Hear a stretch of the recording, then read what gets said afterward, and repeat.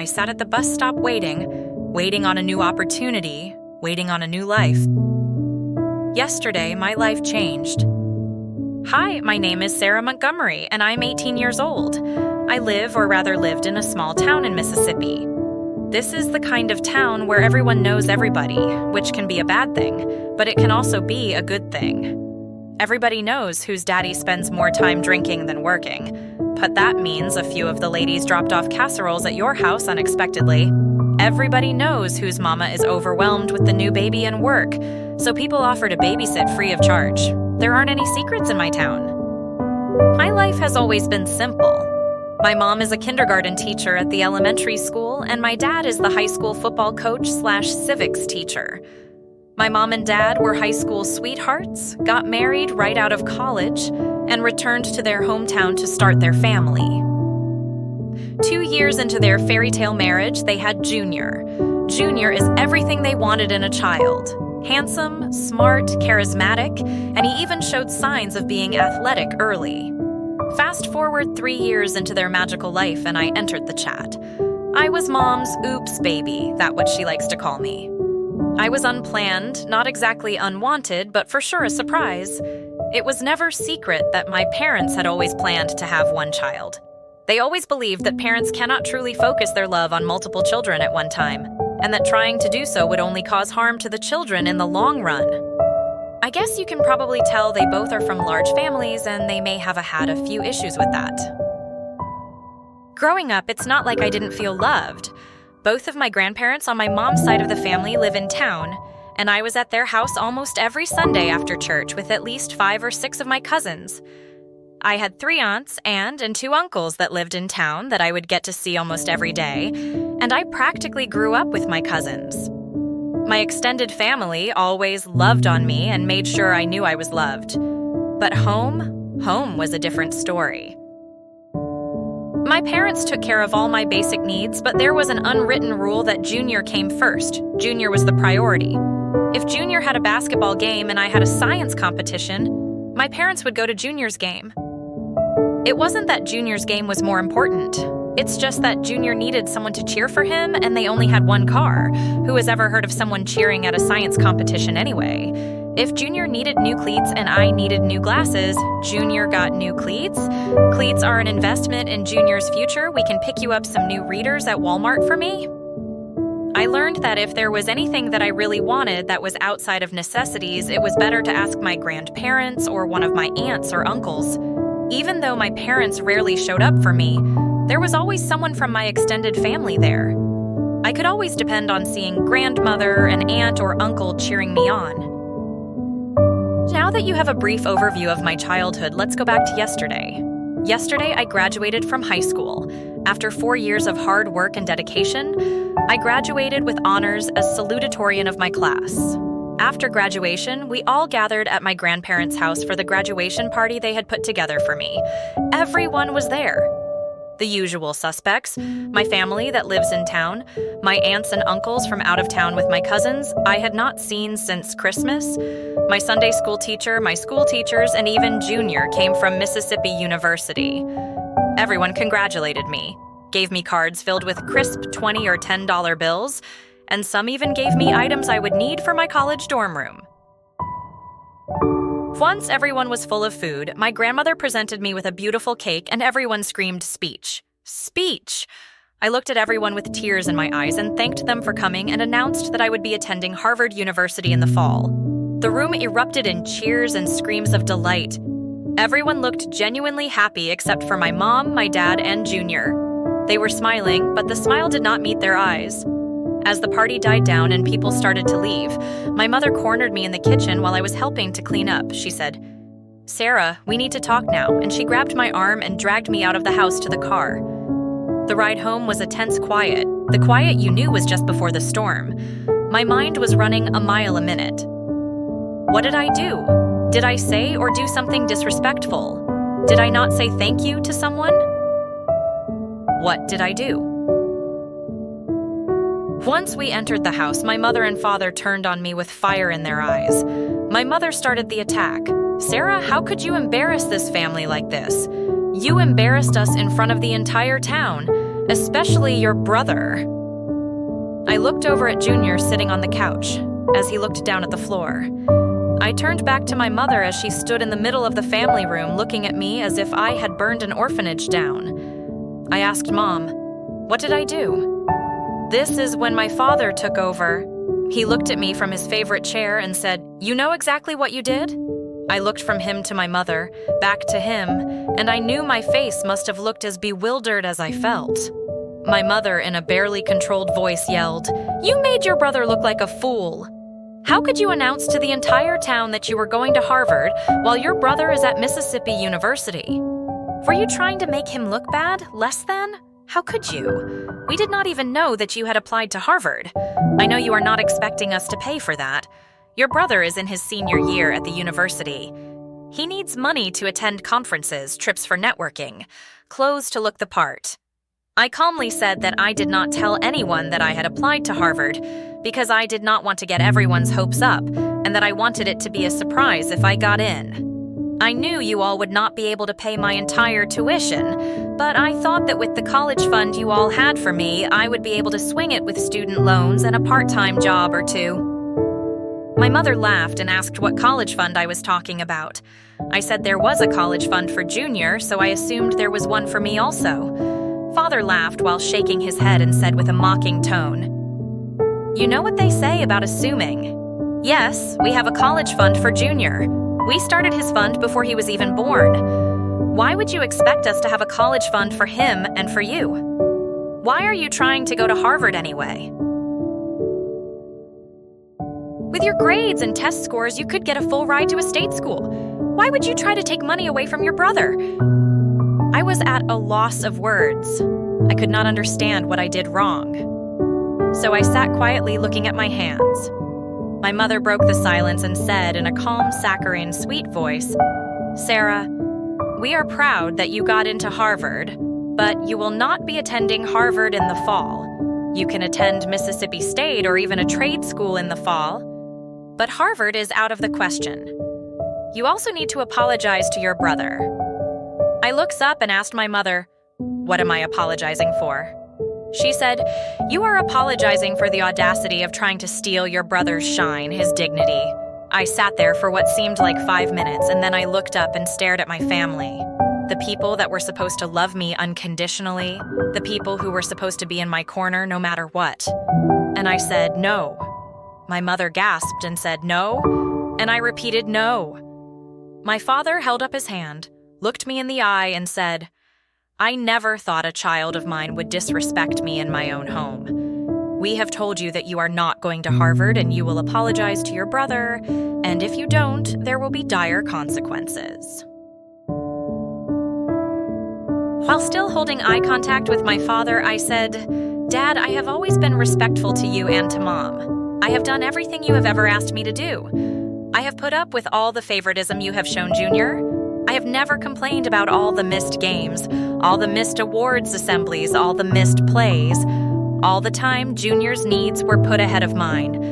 The first time I have put myself first and did something that I thought would make you all proud of me. For once, it is seen as being disrespectful, and disrespectful to who, Junior? I am sorry, Dad. I am going to Harvard, and I am not going to apologize." My father sat there as if he was considering what I was saying, then coldly said, "Fine, if that is the way you want it. You can get out. You can come back once you are ready to apologize and realize that Harvard is not an option for you." I knew my father well enough to know that trying to reason with him was out of the question. So I stood up and went to my room, packed up as much stuff as my new suitcases that my aunt had bought me as a graduation gift could hold, and walked out of my parents' house. No one tried to stop me, no one said goodbye. When I got outside, I called my grandfather and asked if he could come and pick me up. Once I was in my grandmother's warm arms, I allowed myself to cry. It felt like I cried for hours, and the entire time my grandmother just held and rocked me and told me that it was going to be all right. Once the tears stopped, I was able to tell my grandmother everything that happened. My grandmother said, "I am not surprised. Your mom and dad have always treated Junior like he was the second coming, but I did not think they would go this far. The whole family knows that they treat you two differently. That's why we have always loved on you extra hard. It was our way of making sure you knew we're special and loved, but they have just gone too far. Your granddaddy has tried to talk to that mother of yours about how she treats you, but it ain't never done any good. But you know what? You are going to Harvard and you are going to thrive. You hear me, baby? You are going to thrive. My grandmother cleaned my face and then started devising a plan. She had me get all my cards that I received from everyone for graduation and count the money.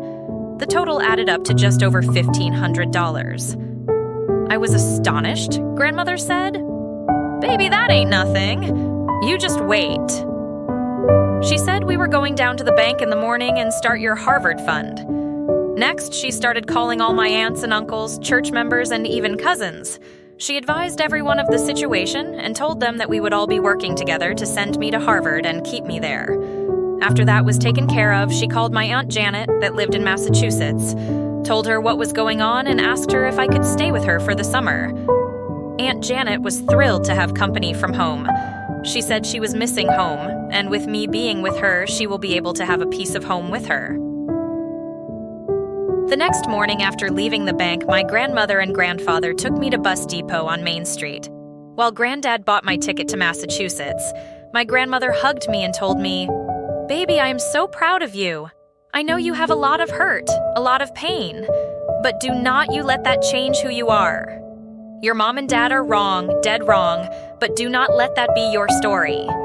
You are the captain of your own ship. No one controls you but you. Whatever you want in this life, you must go after it, and anything you can not get on your own. We are going to try our best to make sure you have it. Now keep your head up, go to that school, and make us proud." Almost 2 days later, I arrived in Massachusetts to my Aunt Janet's open arms. The next 2 months went by in a whirlwind. We were able to get everything I needed for my dorm room, found me a nice part-time job within walking distance of campus, and I was even able to make some contacts at the university. True to her word, Grandma was able to rally all the troops in my hometown to help me with my college tuition. That first semester, I made a promise to myself. I promised myself that I was going to do everything within my power to not only pass all my classes, but excel. I made the dean's list my first semester and the second semester too. I was even able to secure a scholarship with my grades. Once the semester ended, my grandmother called and asked me to come home for the summer. I told her I wanted to stay at Aunt Janet's house so that I could work and keep adding to my Harvard fund. Grandma asked, when was the last time I looked at the bank account, and I told her I had not looked since the tuition for the second semester was paid. Grandma informed me that with my scholarship and almost everyone in the town and the family chipping in, I had more than enough for the next 2 semesters. Grandma said that most people had pledged to donate monthly to the fund, and that at the rate we were going, I would not even have to take out a student loan for the next semester. I was so shocked that the phone almost dropped out of my hand. I fought back the tears and asked my grandmother if she was serious. Grandma laughed and said, "Now, baby, you are going to have to keep your part-time job and your scholarship, but if you keep doing your part, we will keep doing ours." Before we got off the phone, we finalized my trip back home for the next week for the summer. The bus ride to Mississippi did not feel as long as it did when I left a year ago. It could have been because I was in such a better place in my life. Since I left home, I had not heard from my mom or my dad. I did hear from Junior a few times. He would text me on the holidays, my birthday, and sometimes to just say hi. It was not much, but it was appreciated. Through self-reflection and prayer, I started to understand that none of this was really his fault. He did not ask to be their favorite child. He did not even really encourage it. It just was what it was, and I could not find it in my heart to hate him for it. I do not know if we would ever have a real brother-sister relationship, but who knows what the future holds. I was shocked when I got off the bus. It was as if the entire town was there and they were there for me. There were signs saying, "Welcome home, we are proud of you," and pictures of me on sticks. My grandfather came over and gave me the biggest hug before rushing me over to the town square where the mayor stood. Once I got over there, I realized that almost my whole family was standing there with the mayor and a TV camera crew. as the mayor gave a speech about how our small town had come together to send one of our own to Harvard, and all the obstacles I faced, I looked out into the crowd and noticed my mom and dad standing in the back. They did not look mad or enraged like they did on my graduation night. They looked sad. Once the mayor was done with the speech, she handed me the key to the city and declared that today was Sarah Day. After everything started to die down, my grandmother announced to the family we were having dinner at her house. Grandma outdid herself when it came to dinner.